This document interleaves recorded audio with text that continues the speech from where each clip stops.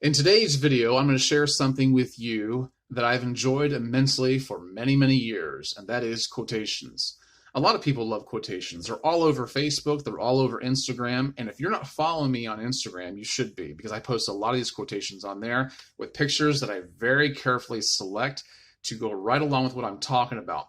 But I collect quotations because I read a lot, and when I read fiction, nonfiction, biographies, anything I can get my hands on that piques my interest. And when I do, I keep copious notes. And I keep notes on things that characters or real people have actually said, that whether it's been in their diary, whether it's been in a conversation. But these things are things I find intellectually stimulating, things that challenge the way I think. They're witty, they're sarcastic, they're profound, they're thought-provoking. And so I'm just going to assemble maybe 20, 21 quotes here for you that I like a lot, and it's probably just the beginning for me. And so I hope you enjoy them as much as I have. I hope they make you think the way that they've made me think. And so the very first one that I'm going to share with you is one by Winston Churchill. And the reason why this one comes first is because it really does lay out the foundation for why I am sharing this with you to begin with, because I share his sentiment in this. Winston Churchill once said, "It is a good thing for an uneducated man to read books of quotations. The quotations, when engraved upon the memory, gives you good thoughts. They also make you anxious to read the authors and look for more." And that's what quotations have done for me. Whenever I read something that somebody has said that's made me really think a lot, I'll pick up another book written by that author, or at least about the figure in the book, the protagonist.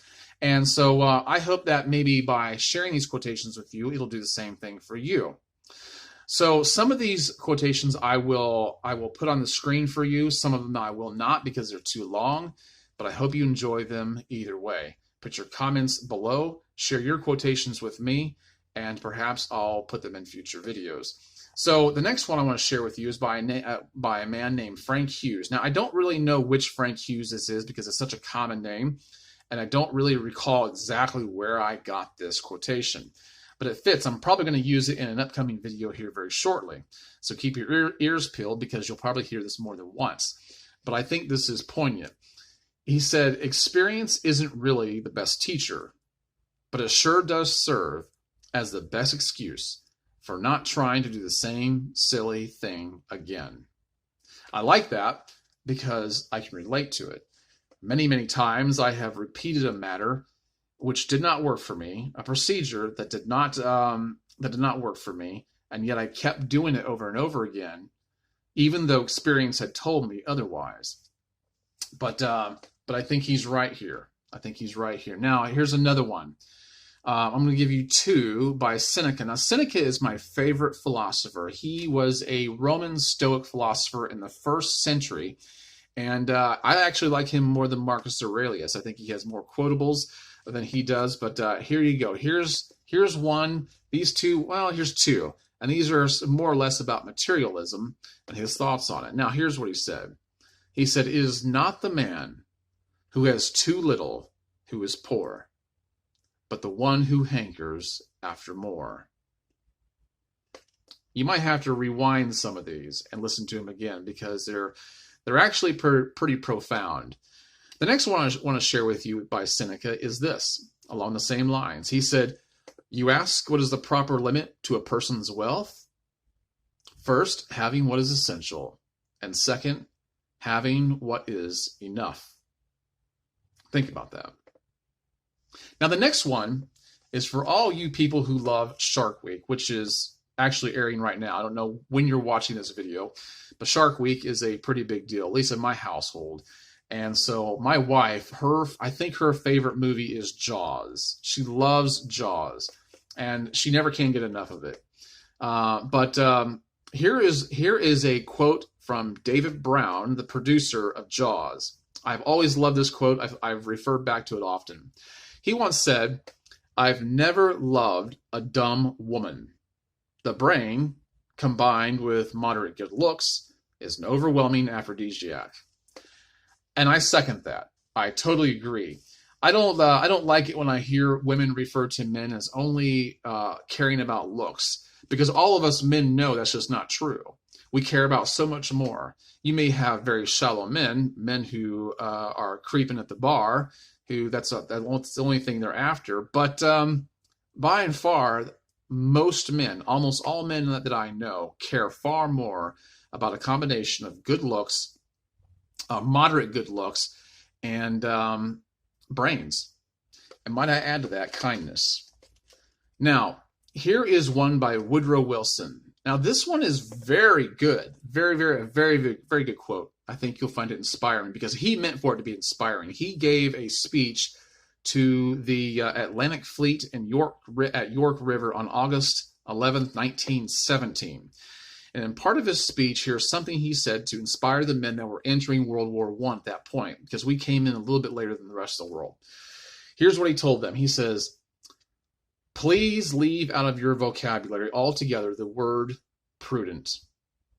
Do the thing that is audacious to the utmost point of risk and daring, because that is exactly the thing that the other side does not understand. And you will win by the audacity of method when you cannot win by circumspection and prudence." You might have to go back and listen to that one again. Very good.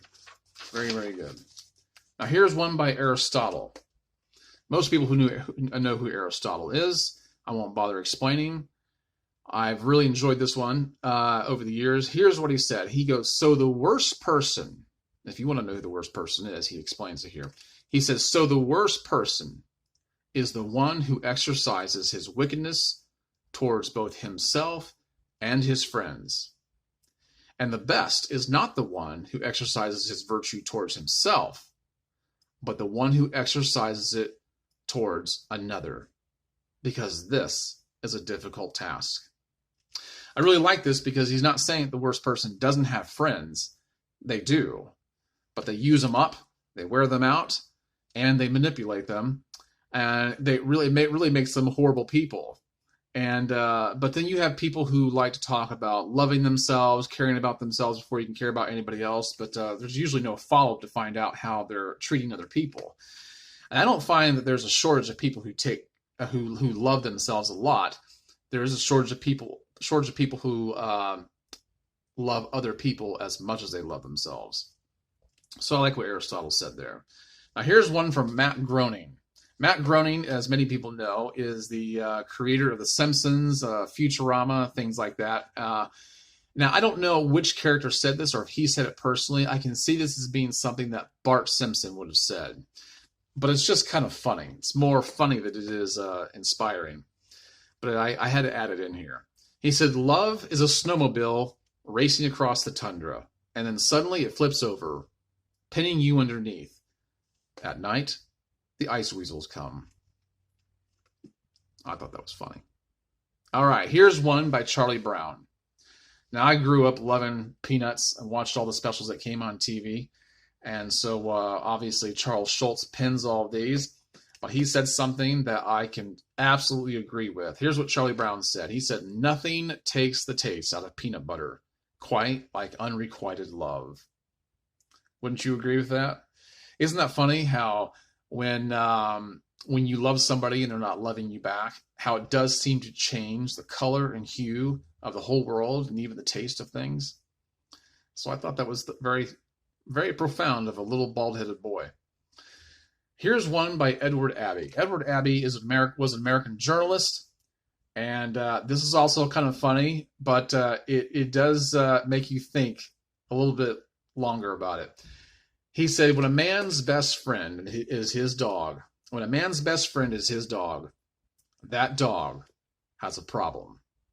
Now, I actually posted this on Instagram along with an actual picture of a rather large dog sitting on a bar stool with a beer right in front of him and a man watching as he was doing it. And it just fit perfectly. You got to go back and look at it. Now, we talked about dogs. Let's talk about cats. Here's one that you might have heard before, but it always makes me laugh. The fact that curiosity killed the cat isn't an argument for not being curious. It's an argument for not being a cat. I don't know who said that, but it was worth writing down. Here's one from P.J. O'Rourke. P.J. O'Rourke was a political journalist and satirist, and I thought this was good. One of the annoying things about believing in free will and individual responsibility is the difficulty of finding someone to blame your problems on. And when you do find somebody, it's remarkable how often the picture turns up on your driver's license. Isn't that the truth? Personal accountability. Nobody wants anything to do with it.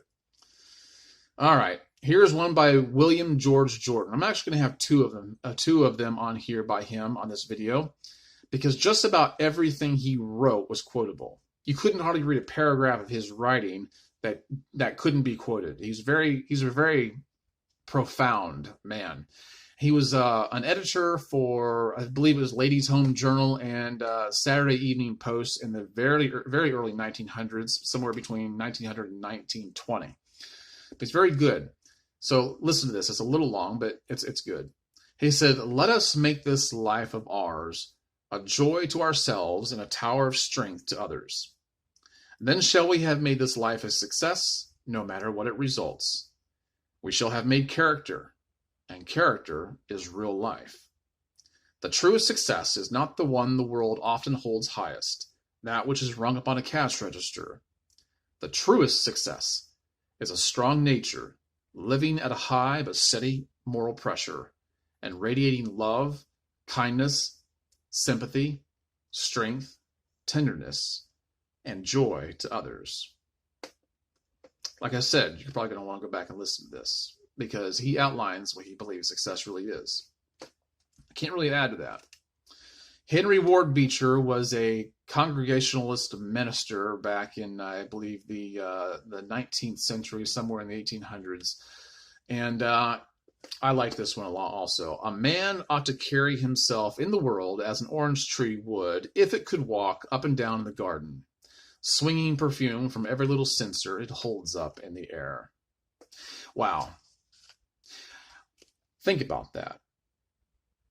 What would the people say about you if they could do so uncensored, if they could do so privately? How would they talk about you? Having encountered you, did you leave a stench, or did you leave a sweet smelling aroma? I don't mean literally. I mean quite figuratively. The impression that you made upon them. I mean, you might only get one chance. So what kind of impression did you leave? Sidney J Harris was another he wasn't a political journalist. He was an American journalist. He said, "When I hear somebody sigh that life is hard, I'm always tempted to ask, compared to what?" And that really is the question to ask, right? I've always wanted to ask somebody that when they say that, but then I always forget about it, and then by the time I hear it again, I've forgotten to ask the question. But that would be a good question to ask somebody when they sigh that, "Oh, life is hard." Is it? Yes, it is. It is, but compared to what? Right? It's good. Makes you think. Now, here's one by Jay Leno. It's pretty funny. He said, "I'm addicted to placebos. I'd give them up, but it wouldn't make any difference." You know why I love that one? Because I truly can relate to this one. I have done things oftentimes in a certain way over and over again, knowing that they're completely ineffectual, but I just keep on doing it to my own chagrin. And so it's kind of embarrassing when you have to admit that to yourself. I don't know if you know who Andy Stanley is. Andy Stanley is a pastor of several very large churches. I think he basically stems out of Atlanta. And when I was listening to him preach one time, I had to write down something he said, and I've got to share it with all of you. He said, "Whoever controls your conscience controls your behavior." That is powerful. You need to stop and think right now about who is controlling your conscience. Is it somebody or is it something? And stop and ask yourself, how much does that make an impression on you and anything else, regarding anything else? It absolutely does control your behavior. And that's where you need to take stock. You need to take inventory. All right, here we go. Here's another one by William George Jordan. You're going to appreciate this one, so listen carefully. He said, "We never see the target a man aims at in life. We only see the target he hits. We judge from results, and we imagine an infinity of motives that we must say have been in his mind. No man since the creation has been able to live a life so pure and noble as to exempt him from the misjudgments of those around him." Boy, isn't that true? Isn't that true? Here's one by Richard Francis Burton. Richard Francis Burton was an explorer in the 1800s. He was kind of a man's man, but a very controversial figure in his time. I've read a biography on him. He really impressed me. The man could speak 29 different languages, and if he was ever going to be traveling somewhere where he didn't know a language, he would learn it very quickly. But he could speak 29 different languages fluently. He had traveled to Mecca in disguise during a time that if he had been caught, he had been sentenced to death. He actually translated 1001 Nights, also known as Arabian Nights. So if you find that in your bookstore, he's the one that translated that. He's also the first one to translate the Kama Sutra into English. But this is what he said. "Do what thy manhood bids thee do. From none but self expect applause. He noblest lives and noblest dies, who makes and keeps his self-made laws." That's all you need to know. George Washington. Do I really need to tell you who he is? Well, maybe for some of my watchers, my viewers who come from different countries, he was the first president of our United States. And he led our country to victory over the British. And so he's the one you see in the $1 bill. He actually had a lot of things to say that were very good. But here's one of the things he said. "Human affairs are always checkered, and vicissitudes in this life are rather to be expected than wondered at." Let me say that again. Let me say it again. Human affairs are always checkered, and vicissitudes in this life are rather to be expected than wondered at. We live in an age of entitlement where people in our society, I don't know about anywhere else throughout the world, but in our society, they believe that life should be better than what it is. It should be comfortable. It should be cozy. And then when something goes awry, something goes askew, they're shocked and they're dismayed and they're disappointed and they cry and they whine. But the truth of the matter is, that's life. And as George Washington said, it just should be expected. Except he put it much more succinctly, and he sounds much more profound than I do. And then my last one comes from a fictional character. If you've ever watched Treasure Island, you're going to know who Long John Silver is. He's the one-legged pirate with a parrot on his shoulder. This book was written by Robert Louis Stevenson. And this, I swear to God, I'm going to get printed on a t-shirt or on a coffee mug someday. And Long John Silver said in Treasure Island, he said, "You can't play with pitch and not be mucked." And that's true. All right, there you go, guys. There's actually, I was going to give you just 20, but I gave you 21 quotes. I hope you've enjoyed them. I hope they meant something to you. Go back and watch the video again, because there are some of these that you're going to want to remember, and then you may want to write them down. I hope you enjoyed it. If you really like this video enough, please share it with others on your social media. Like the video, subscribe to my channel, hit the notification bell, and I'll catch you guys on the next one. All right, bye-bye.